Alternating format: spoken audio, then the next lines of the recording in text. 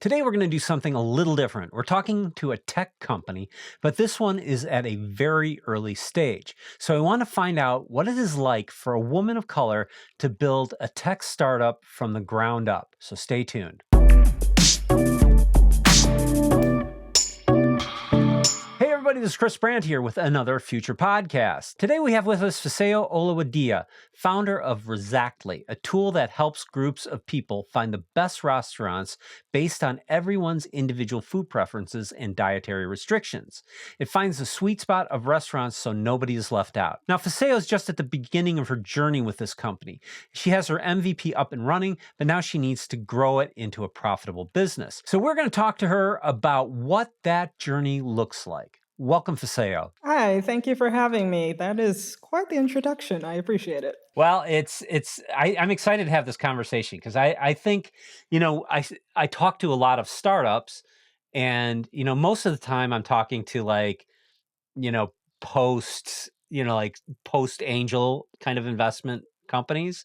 And you're kind of right there at the beginning of all this. You're at that stage where you're ready to go get the money. You've built your base product, you've got your idea, you've got your concept, and you're kind of ready to go. And you got to kind of figure out how to put it all together, right?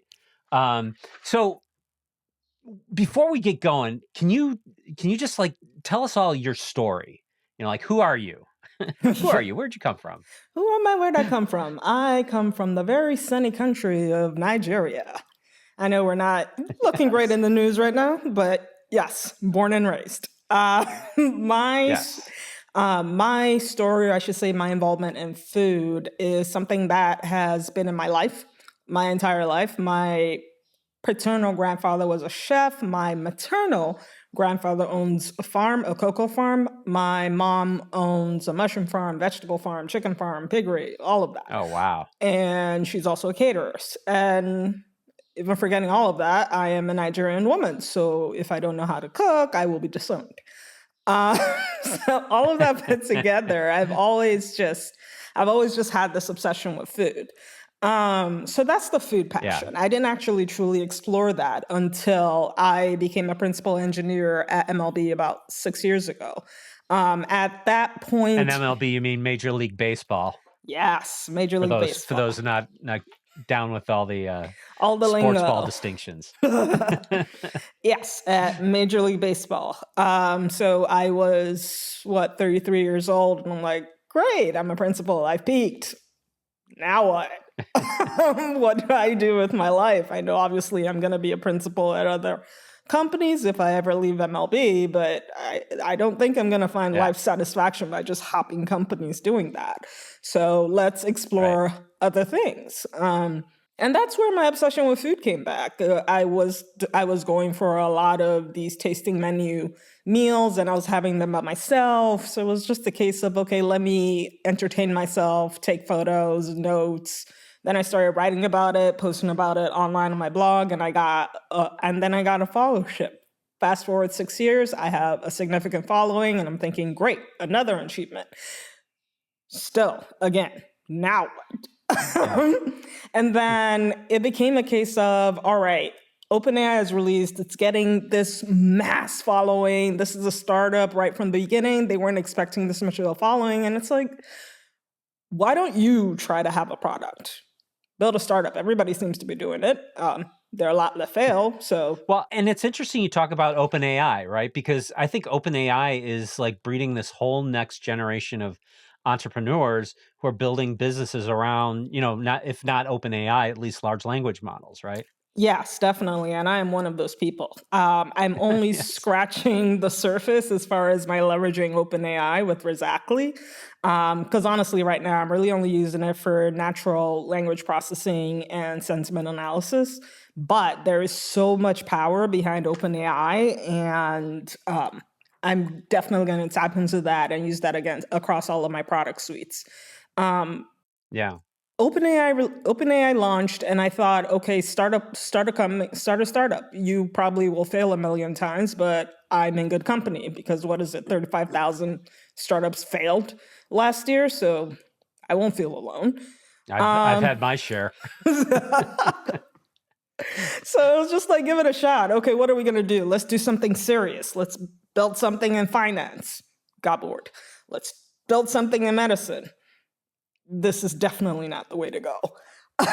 So it then became a case of what can I build that I'm obsessed with, that I won't get bored, that I will commit to? What can I do? So I just figured, look, I love eating and writing, and I love tech. And when I recommend a restaurant, I'm a recommendation engine. That's really all I am. I'm a Netflix for restaurants. That's it. So I think that's a very kind of a storyline for today, right? It's like, you explored different ideas where that's where the money's going to be, right? And then you no, I want to follow my passion. And your passion turned out to be coding and food. exactly. It's like that is my passion. Now let's try to figure out a way to really meld it together, and ta-da, recommendation engine. Right. So I was playing around with the idea. What do I do? How do I build this? How do I go about it? Doing a lot of research. And then I signed up. I'm not sure if you're familiar with this app, Intro. So with Intro, you're able to set up calls with experts in the industry, and they give you advice. And I found one expert on there who I knew does a lot of investment in the food industry. I was surprised he was on Intro. So I thought, wow, obviously book a call with this person. I did. I had the conversation. I pitched him. He was like, yeah, this is a great idea. Build it and get back to me. And I'll get you money. And I'm like, okay, we're going to build it. We're going to build fast. 3 months. Coded so fast. Learned so many things because my skill set is coding. I've always been able to do all the different parts, infrastructure testing, all of that. But my core has been coding, requirements gathering, expansion, and delivery. That has been my core. So having to figure out everything and do it by myself, because this man did not give me any money. It was just do it in 3 months and get back to me. Right. At the 3-month mark, I reached back out to him. Hey, this is done. And he was like, oh yeah, this is great. Absolutely. I'll get you money. We got off the call, ghosted me again. I'm like, okay, I have a point here where I can give up because I'm not getting any money, or I can keep on going. I'd signed a 3-year contract, committed use with GCP, where they basically heavily discount how much you're paying, so long as you commit to them for 3 years. I had signed a couple of those to keep the price down, thinking, well, the money's coming in. Don't have to worry about this. So yeah, there was no quitting. It was, you're probably going to be paying Google for 3 years if you don't keep going on this. Here's the first piece of, being an entrepreneur, right? One is how do you go about building something? Do you raise money?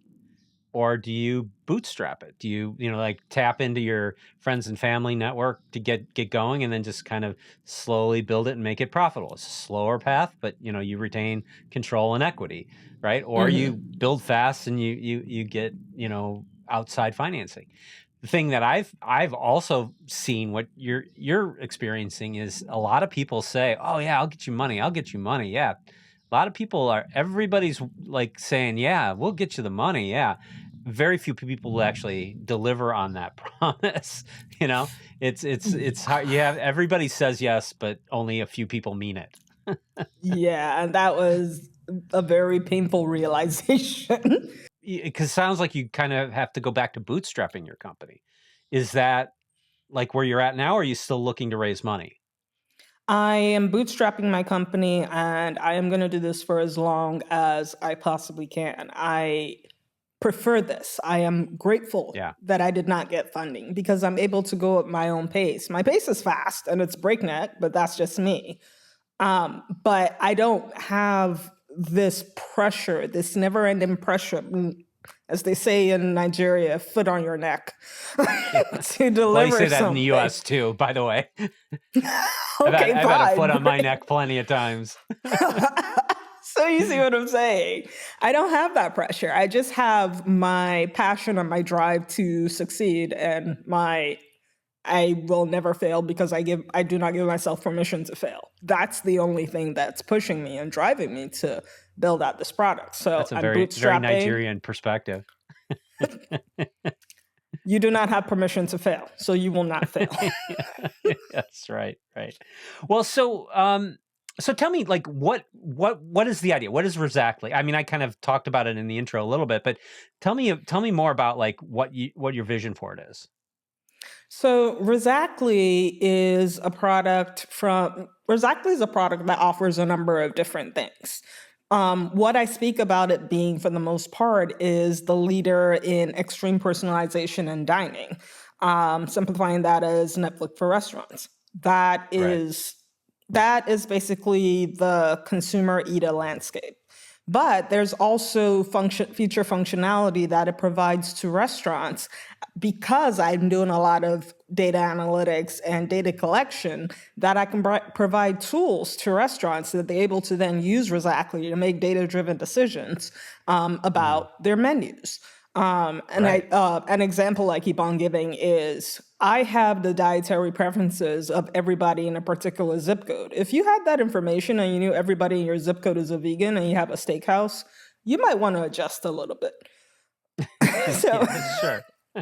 that's just a little bit of the information I have, and I can build so many tools around that data and provide it to restaurants. Long running, what I want Resactly to be from a restaurant perspective, at least, is to really reduce that number, close that gap as far as restaurants shutting down. I think the insane number right now is over 3 years, 60% of restaurants shut down. Yeah, it's a tough business. It's really tough. There was an article in the New York Times recently, I forgot the chef that said it, but he said, if my kids ever end up in the restaurant industry, then I failed them as a father. I want to change that. Yeah, that doesn't sound like he's leaving a legacy for his kids. Nope. He's just leaving a mistake he doesn't want them to follow. I was in shock when I saw that. And there were so many story points and lines from that article. I have a whole number of notes like, yeah, I can build that. Oh yeah, I can fix that. Not a problem. You're giving me features for Resactly. But Yeah. I want to change that. I feel like this industry is very broken and it's ripe for solutions that tech can provide. What's the vision for monetizing Resactly? I mean, you're kind of approaching it from both sides, which I think is great. You have, the consumers and the restaurants. Like where's the money going to come from for this? So it's going to be entirely subscription-based, subscription on both ends. So from the eater perspective, once again, just like Netflix for restaurants, you're paying $15 a month for this. I am obviously far along in the future thinking of an advertising tier. So no fee, watch ads, we're good. But that's going to be much further down in the future to start because I need money quickly. It's going to be $15 a month. Switching over to the restaurant side, there are going to be different tiers. There's going to be a free tier where all you're doing is you're coming in and you're updating your information. You're updating your information, which is giving me better data for better recommendations. That's why it is free. Then is this going to be an app on a phone, a mobile app? Yes, it is an app on the phone. Currently, it's a website and you can add it to your home screen. But as we speak, I am waiting for one more company. I have a little bit of work to integrate what they're providing, and then I'm going to submit it to app stores. So then it will actually be an app that you can download from the app stores. Because I can see so many cool things you could do with that. Because like when you walk by a restaurant that satisfies your personal requirements, it's like, hey, there's a restaurant right here that's, doing this. And why don't you invite your friend who also likes, matches this restaurant, and like, Right. So you can make it like an increasingly more social kind of app too, which eating is ultimately social, right? Yes, it definitely is. And even within Resactly right now, there is a feature functionality to create groups. So it's group recommendations. When you log into the platform, you immediately see recommendations of a variable distance that are closest to you, sorted by the distance and percentage probability. But there is the aspect of social where you can create groups and invite your different friends. So you're creating a social media group right here, and you put in parameters as far as the location and what you're looking for. So think like French food in New York.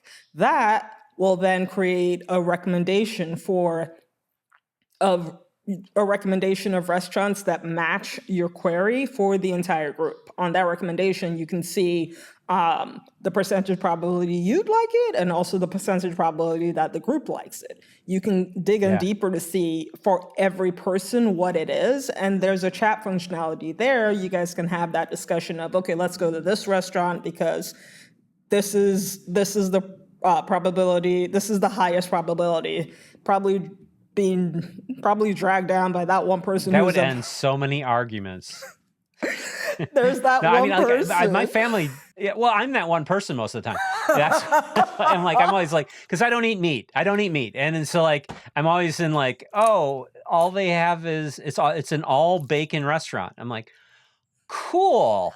Yeah. All right. I just eat before I go, I guess, Oh my goodness. But it's true, because like my family just had a whole bunch of birthdays and we always, it's like we all go out together and, have dinner somewhere, and the restaurants never work out right. Because somebody's always getting, screwed over. It's like, but if we had this, then it wouldn't be like, oh God, we've got to pick a restaurant. What restaurant do you want to go? I don't know. Like my wife and I spend like hours, discussing these things, and it's just like you can't figure because everybody's got different things they want. This, that, and I can't travel here. I can't go there. It's like whatever, man. Right. It's like exactly. It's too hard. So I would be a happy user of this platform. Yeah, so you and everybody sign up and use it. That'd be great. Yes. Well, and you do have a working app up there right now. So, which is at Resactly.com. Is that it? Yes, Resactly.com. And very shortly, you'll be able to download it from the app stores, just Resactly. So you're kind of making some important decisions right now, like to bootstrap rather than, seek money at this time. I mean, and I could see where you could build out and get a really good following in a certain spot, but like scaling, nationally to all these restaurants and having to reach out and get all, all this and like absorb all the people that would be coming in from that, or even going globally, which would be really cool. That I would imagine at some point is going to take some capital. So that may be a decision you'd have to revisit later on when you have, like, you're at a point where you've got the body of what your app is, and you have to scale it rapidly. And then having all that work done keeps more equity with you. Definitely. What I'm finding right now, that's my biggest expenditure, is marketing. I'm just now actually exploring that because my bootstrap mindset of let's just get ads and it will work. Yeah, no, that doesn't work. I recently hired a freelancer from TopTal who is absolutely amazing. And he's given me so many different ideas of how to approach this. He's also given me the numbers. So yes, we'll probably need a little bit of financing to help with that later, but I do see eventually that might be a need. Tell me about like what it's like building this company. I mean, like obviously, one of the things I think that's cool that you're kind of marketing early on means that you're going to be kind of developing in public, which I think is an interesting new phenomenon where we see these companies being built in front of our eyes, and we kind of get excited about it and sort of root for the company, and then when it kind of grows and gets bigger, it's you feel part of it, right? So I think that's a really interesting piece. What are like your biggest challenges right now as you're building this out? Definitely switching over. So I'm an engineer. I've been doing that for 17 years. That's my bread and butter. I know that. Yeah. Then switching over to the other aspect and understanding everything that's involved as far as actually running a company, that's hard. That's really hard for me. There's finance to consider. There's legal to consider. There's marketing to consider. There are just so many there's so many things, and I'm a one-woman shop. Yeah. Roles. I'm a one-woman shop, and I'm discovering all of this as I go. So as someone who, it's always, while working for larger organizations, I've always been the person who put myself on the critical path projects. I'm a no-fail mentality. I've always put myself on the highly visible projects. This is nothing new for me. I'm putting myself out there on a critical path project, except this critical path project happens to be my own product and my company. Having that finance discussion, like there's a lot of complexity and nuance to that. Having the marketing discussion, like you said, you're an engineer. Like marketing's not, your core competency, but but you're getting it going now. I mean, obviously you're on the podcast circuit right now, talking to people. But like when do you feel like that's going to get to be too much, and you're going to have to bring somebody on, and then how, like, where's that tipping point? Oh, it's already too much, and I have just It's brought already tipped. somebody on. I have brought somebody Okay. on because I was looking month after month. I'm spending all this money on ads. I mean, I'm loving podcasts, and I see a lot of traffic after every podcast, but translating that to numbers of signups, there's a serious difference looking at the traffic that I'm getting on my site versus getting to the end of the funnel and people are signing up. And I know that term funnel now because of the person that I hired, who's absolutely phenomenal. The first task I gave him was, what is marketing? What does a funnel mean? And he wrote me a 6-page document. I have never been so excited to read a document in my life. I feel like I know everything about marketing now. Well, that's good. I mean, it sounds like you hired well. But what about finance and that sort of thing? I mean, are you like a lot of companies, earlier stage companies also explore like the fractional, like CFO market and things like that. Is that anything that you've looked into, or what's going on that side? It's not something I've looked into at this particular point in time because, in all honesty, I don't think I need a CFO just yet. I am very, very strict. I have a very complex Excel spreadsheet with lots of formulas. Something goes wrong here, the whole thing shows the ripple effect. This spreadsheet goes out 4 years. So yes, I am very clear on everything that's happening. So as far as actually needing a CFO beyond just the basics of managing a budget and managing accounts, I don't need that just yet. Someone would have to convince me. Bookkeeper stage. Yes, exactly. Someone would have to explain to me all of the other requirements of that role of a CFO before I'm able to say, okay, now is the time for me to go ahead and actually find somebody to come on and be my CFO. Right now, I'm good. So, like, what else do you feel like is going to be like kind of like critical for you to grow this and develop this business? Like, what's sort of like the next piece you need to add into the mix? Do you need to do more coding? Do you need to, just go out and hit the streets and get people on it and get restaurants bought into the idea?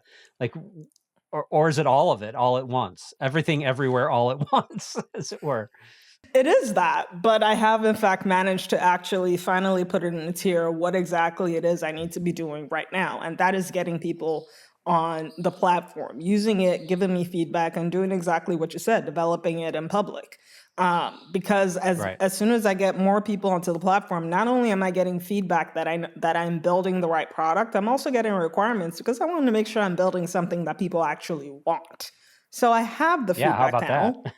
Log in, use it, tell me this sucks, or I love it, or I wish it also did this. I'm going to build it. I'm taking all of those ideas. I'm reading every single comment that I get because this is what as much as I want this to be successful, I want to make sure you're satisfied with what I'm building. So absolutely get people on the platform. So I kind of feel, aside from getting people on the platform, using it to ensure I'm building the right product, the more data I have and the more information I have, the better my analytics engine and my models will be because I'm doing a whole lot of training. I'm building this 2nd generation model right now. And actually I was just building the natural language query this afternoon. I need to finish that up. But I'm building the 2nd generation model right now. I need more data. I need more inputs in order for me to train my model. I'm able to fudge information, but obviously, if you're not having true information, your model is going to start acting really quite wonky and weird. So this is Yes. why I need more people. Like developing in public, give me more features and also give me more data so I can actually also build a better product. That's where I am right now.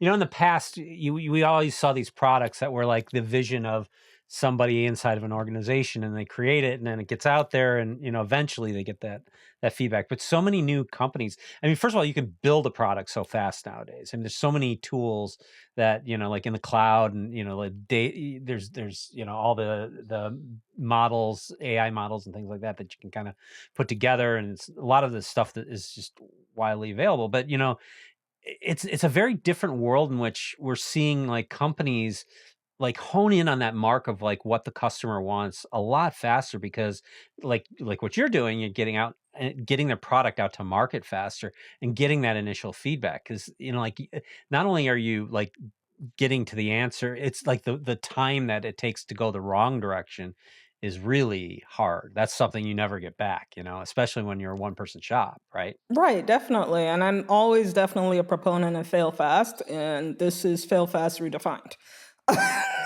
So it's Right. deploy in 3 months, Well, it worked for deploy 1 Facebook, week. right? Why not? It definitely really worked for Facebook. But deploying in public, building basically what is being asked of me, as opposed to doing a long runway of building something in a silo for a year, hoping that maybe this will work. Developing in this iterative process, like I'm doing Scrum. I'm hopefully going to be deploying something new, a feature new every 2 weeks. Those So stand-ups must be really wild. Do you just go stand up in front of a whiteboard by yourself? no, it's generally me in my robe in my bed trying to keep my eyes open while I'm talking to my team in India. Like, okay, it's 5 a.m. I am exhausted, but this has to be done. Yeah. It sounds like you've done a certain amount of outsourcing and things like to fill some of those gaps. So you are, I mean, like you're a kind of a one person shop, but you've already enabled, some help with not just marketing, but like it sounds like coding as well, huh? Yes, now I'm getting help. For the first year and a couple of months, it was entirely me on everything, me on marketing, me on coding, me on everything. I was running the entire thing. But as I have been on the podcast circuit, having conversations with other experts on intro and just socializing this idea, I'm getting a lot of feedback that it's a great idea. And I want to build even faster than I already built the product. So Yeah. with that, I know there's no way I can go as fast as I want to go by myself. So that's why I'm starting to get help. Not because I'm not capable of building it, but because I want to go faster. Are you generating any revenue now? Not at this moment. It's still a freemium product. So you're bankrolling all this personally then, huh? Yes, I am. And my credit cards, American Express is very happy with me. They love me. They're happy with you for now. Hopefully everything goes well. Everything will go well. Don't say anything like that. There's no failure is not an option. Not with my credit card balance. No, it's definitely not an option. I've seen a lot of founders in your place like seeking like a co-founder who is also an investor. Like can take on some of the roles and actually step in as an investor as part of the company. Is that something you've considered as well, or? I've heard that a couple of times now, actually, people asking me to consider that. But having that initial experience of being ghosted and hearing these opinions of, okay, we'll get you money or not, like that really, that is something that I'm really skeptical of from that perspective in the first place of getting the money. But on the other end of that is you take money from somebody, that means you're also taking all of their opinions. You have to listen to everything they have to say. And if I Yep. don't agree with what you have to say, then I'm on the line of, okay, I can't really be honest and tell this person, I am not really liking your ideas right now because they have the purse strings. Yeah. Well, and I'll tell you a little bit from my personal experience. One, it's hard to have partners. Everything starts out really well, but eventually you hit difficult times, and it can get very hard to have partners. And I would suggest that you figure out what the arrangement is day one. Make sure you've got it all in writing so that everybody understands where they sit in the organization. And the other thing I would say is like, it's really hard to have partners. It's just beyond that, it's hard to have partners, but it's really hard to have partners that have big differences in wealth. Because what ends up happening is, maybe there's the partner with the idea, but not a lot of money. And there's a partner with not many ideas, but a lot of money. And, like their influence weighs heavier on decisions.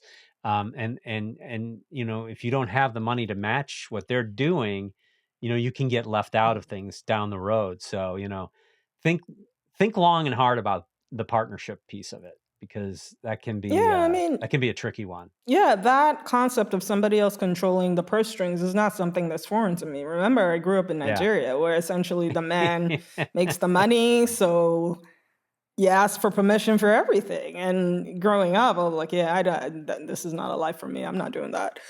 Yeah. So taking from that as a child to now my company, do I really want to take money from anybody? I'm going to think really your past long and hard makes you about resilient, that. right? Yeah, Ooh, yeah. yes, it does. Yes, it definitely does. Where you go from here? Like, what's next for Resactly? Where do you see yourself in, a year? What's next for Exactly, as I mentioned, is trying to get more people on the platform. I have a KPI measure of 10,000. So that's 10,000 eaters Right. and 10,000 verified restaurants. Because right now, the data load that I'm doing, it's my data engineering team that is loading the restaurants. The way the process goes is I have a data provider that I'm able to load restaurants onto the platform based off of zip code. And then I assign those loaded restaurants to my data engineering team. They go to each of the restaurants' websites and they pull the menus and dishes and loads them onto the platform.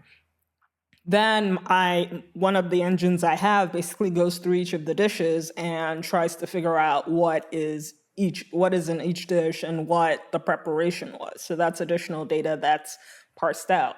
But this is where I say a verified restaurant versus an unverified restaurant. A verified restaurant is going on to the platform. So with the verified restaurants, the restaurants have actually come onto the platform and they've looked at all of the data that we've loaded as far as like the dishes, the ingredients, the preparation, the cuisine, the dietary. So they've come and they've validated the data. Maybe they've even added additional information like a new dish that is coming up and my data engineering team hasn't had the time to get to, but they are controlling their own information. That's a verified restaurant. So my KPI, 10,000 eaters, 10,000 verified restaurants in a year. That's the goal. And after year one, that 10,000 obviously is to continue building it, building up the usage at a steady rate.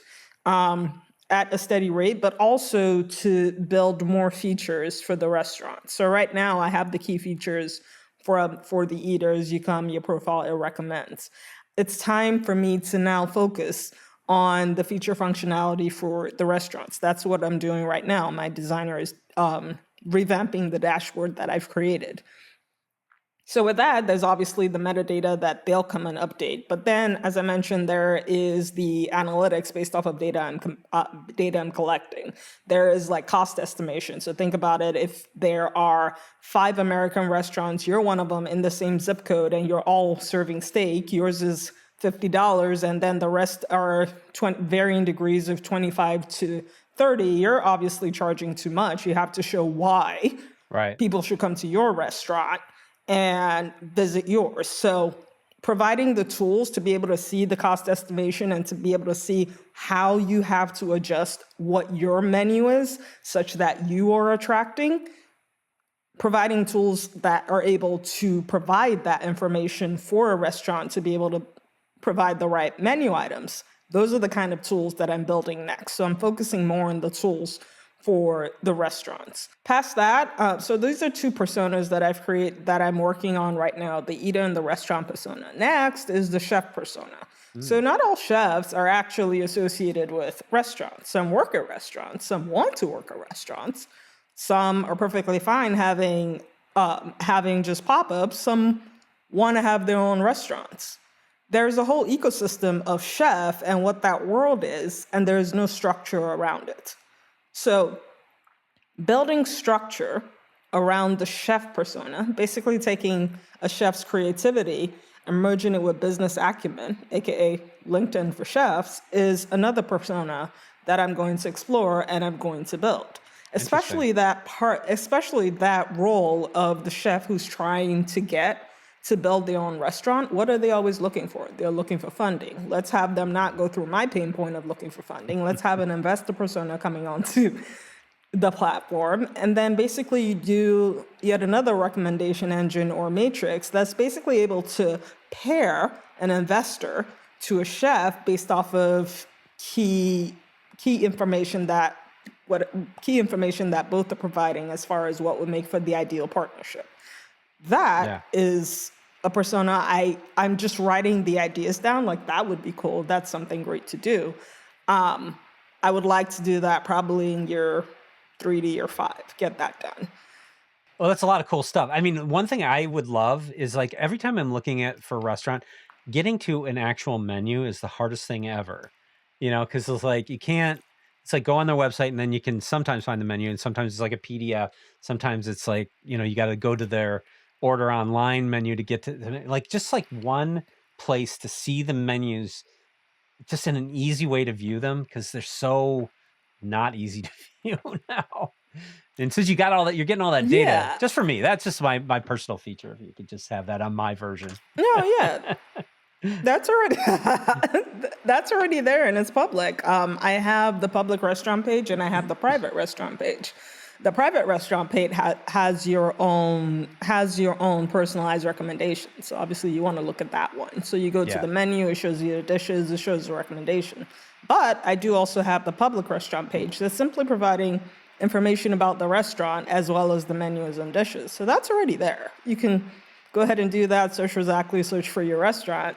Yeah, I gotta go in, put all my food allergies in, put all my food aversions and food preferences, and people will be like, thank God I don't have to ask him anymore about what he wants or what restaurant's good for him.